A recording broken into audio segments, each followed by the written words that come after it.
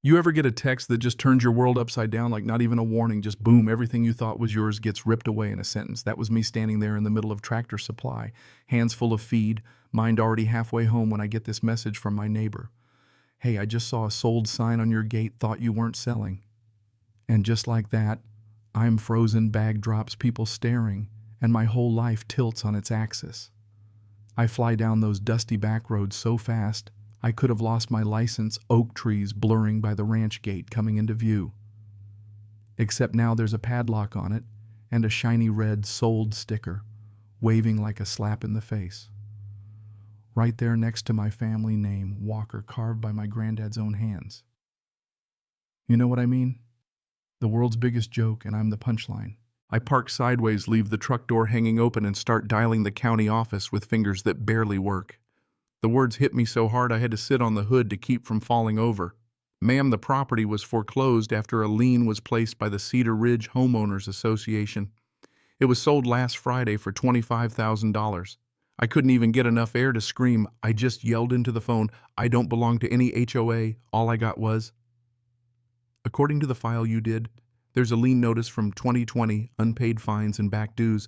This was all legally processed." Legally processed. My grandparents worked this land, passed it to me in their will, kept it in the family since '64. My mom learned to walk under those sycamores. My dad buried his horse by the barn, and now it's gone poof over some HOA technicality I never even heard about. I'm standing there trying not to lose my lunch in the weeds when Cynthia Brewer rolls up in her spotless white SUV, hair so stiff it could survive a tornado, heels clicking on gravel like gunshots. She steps out, looks right through me, pulls out her phone. Snap. "You're trespassing now, sweetie. New owners close Monday." She smirks like she's just won the lottery and I'm the scratch-off ticket. I mean, come on. Let me back up a sec. My name's Emily Walker. I'm 33, and all I ever wanted was to be left alone with my 2 goats, my dog Rusty, and my beat-up blue pickup that leaks more oil than sense. 2 years ago, after Grandma and Grandpa passed, I moved out here for quiet. Never cared much for town gossip or whatever the folks over the creek did. The new builds, the HOA, that was their problem, not mine. Or so I thought. First it was a note, "Dear homeowner, kindly mow your lawn, store your tools." Blah, blah. I ignored it. I wasn't one of them. Next month, another letter. This one duct taped to the barn. "Livestock visible from the road violation. Please comply." I laughed. Goats on a ranch. What's next? Arrest me for having dirt. Then came the knock, and there she was. Cynthia, dripping in perfume and condescension, just dropping off the HOA handbook. I told her as polite as I could muster that my property was never part of their HOA. My lawyer said so. She gives me this thin little smile. "Oh, sometimes deeds get overlooked, but you're on our registry, so..." I tossed her handbook in the burn barrel that night and thought, that's that. If only. You know how you can live your life thinking the world's got some basic fairness, that as long as you keep to yourself, pay your taxes, nobody can just take your home? Well, turns out sometimes it's the certified mail you ignore that's the real snake in the grass. I tossed those fancy envelopes, never opened them. Turns out they were notices, hearings, legal stuff. Cynthia built a whole case in the dark while I was fixing fences and baking peach cobbler for my neighbor Ben, the kind of guy who still waves at strangers and brings you lemonade on hot days. He warned me once, said Cynthia came around asking questions about my property line. I shrugged it off. Should have listened. So here I am, 3 days after losing everything I never thought I'd have to fight for, standing behind a locked gate, watching Cynthia parade around like she's queen of the county. But you want to know something? My granddad always said you don't back down from a fight worth having, not when it's your blood in the dirt.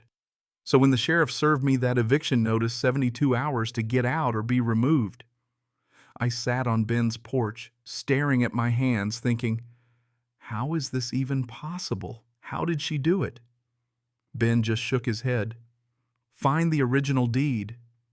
Emily, gotta be something your grandparents tucked away.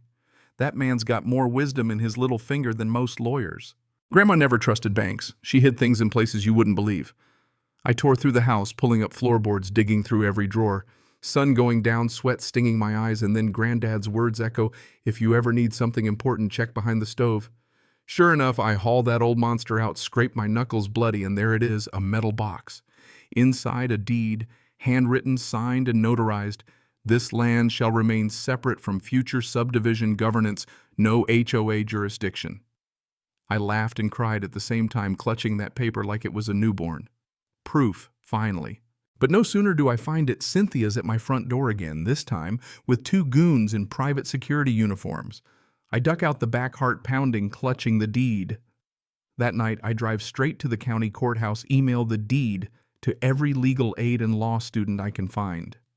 Next morning, Ben drives me to a law clinic, and this young lawyer, Jacob, says, "Whoever approved this sale is in serious trouble. This should have blocked any lien." He starts digging, finds a forged attendance sheet. Someone claimed I was at an HOA meeting, never happened. "That's fraud," he says. And just as we're catching our breath, Ben calls demolition trucks are on my land. I drive like hell, get there just in time to see the old barn come down, dust billowing up around me, Cynthia laughing from the other side of the gate. My knees give out. They're not just stealing my land, they're erasing my family's story. But I pull myself together. Jacob's already filing for an emergency injunction, racing paperwork to the judge, and for the first time, Cynthia's smile slips when I hand her that court order. But she fires back a lawsuit for harassment, defamation, loss of community trust.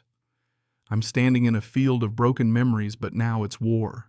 Jacob digs deeper, finds collusion between Cynthia and the title officer, emails showing they planned this together. Other neighbors come out of the woodwork. Carol, a widow, brings over a casserole and a survey proving my land's not in the HOA. Mark, a former board member, says Cynthia bullied him out after he questioned the boundaries.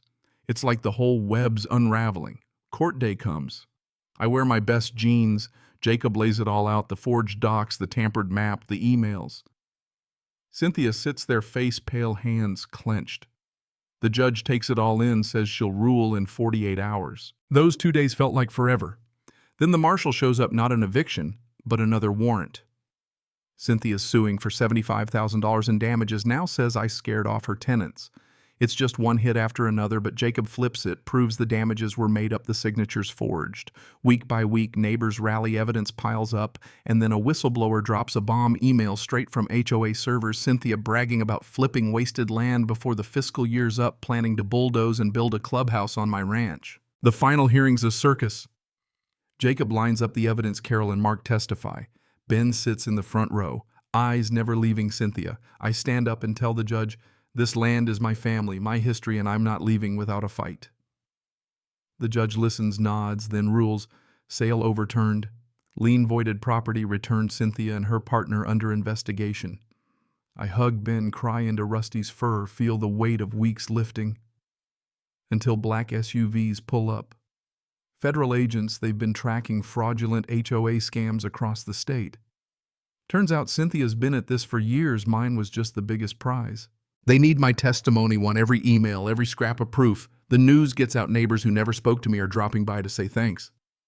Cynthia gets arrested, conspiracy, fraud, racketeering, her face on the evening news, this time not smiling. I'd love to say it all ended there, but of course it didn't. The developer Cynthia worked with sues me for lost profits, $180,000 they claim they would have made if they'd built their fancy rec center. So we countersue, trespassing, property damage, malicious prosecution. Court drags on every day, feels like I'm patching holes in a sinking boat. But Jacob never lets up. He finds the doctored maps, the emails, the affidavits, everything. 3 weeks later, we stand in front of the judge one last time. Jacob says, "This isn't about land, it's about greed." When the ruling comes, I almost drop the phone. We won. The developer's claim dismissed, damages awarded, protective easement locked in. Forever, no HOA, no developer. Nobody is ever touching my land again. That night, the whole community shows up. We light a fire, roast marshmallows. Ben plays his harmonica. Carol brings her pie. Jacob even wears boots. Nobody leaves with clean shoes. And that's the way I like it. So, yeah, I won. But here's the kicker. Just when you think the story's over, someone's always waiting for another opening. There's always another scheme, another greedy hand reaching. But this time I'm ready. My name's still on the gate. My family's land is still mine. And if anyone out there's fighting the same fight, don't give up. Stand your ground. So tell me, have you ever had to go toe-to-toe with an HOA or a developer? Drop your story in the comments. Let's hear how you stood your ground or how you wish you had. Because trust me, you're not alone.